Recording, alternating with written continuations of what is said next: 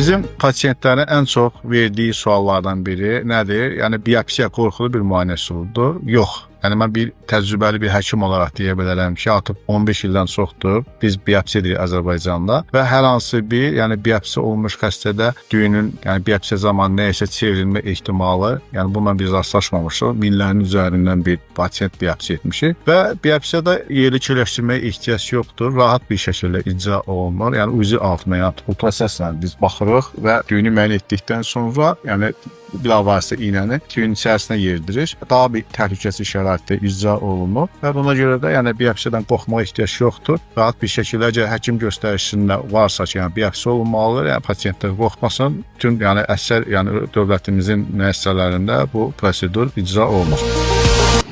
Hal-hazırda qapınların vəzini sağ payında yəni bir düyün müəyyən etdik. Düyünün ölçülərini öndə götürürük. Düyün ölçüləri yəni boylama ölçüsü 26 mm-dir, qalınlığı 13-14 mm-dir və izoxogen bir düyündür. Eyni zamanda elastosla baxırıq. Elastoda nəfəsi dondurub, yəni sərtliyi yox var. Yəni tam sərt düyün deyil, elastik, yəni sağlıq içə bərabərdir. Və bu biopsiya göstərişdir, çünki xəstədə də bilavasitə estetik olaraq qabağa doğru şişkinlik qeyd olunur. Bizim planlaşdırdığımız, yəni planlaşdırmaq istədiyimiz burada ablasiyadır. Amma ablasiyadan öncə mütləq düyün biopsiya olunmalıdır. Yəni görüntü olaraq bəli, bu xoş görüntüdür. Yəni biz tiraz 3 gün dəyərləndirilir. Amma bizim metodoloji ablasiya üsulunu və yaxud lazer ablasiya seçməyimiz üçün mütləq biopsiya olmalı. İndi isə pasientdə biopsiya edilir. Qorxursan biopsiyadan?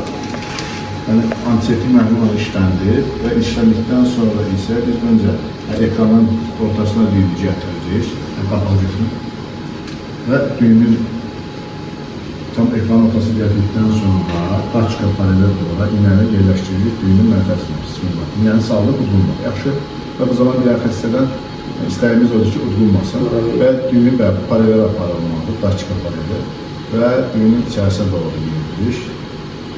Yeridikdən sonra isə, yəni tam aydın olur ki, düyünün mənfəzindədir iynə və iynənin ucu daimi bizim nəzarətimiz altında olmalıdır və bu şəkildə hərəkət elətdirir ki, düyünün hər bir hissəsindən biz material götürərlər. Yəni tərpədirəm, məsələn, kapsula yaxın götürürəm, mərkəzindən götürürəm, yuxarı səliqəsindən götürürəm və bacardığımız qədər hər bir hissəsindən material götürməyə çalışırıq və material götürən zamanda, yəni bir əlimizlə, sağ əlimizlə şpritsin boş yeri geri çəkilir ki, mənfi təzyiq yaradaq ki, düyün içərisində olan müəyyən bir yaxma material götürə bilər və bu şəkildə biopsiyamız icra olunur.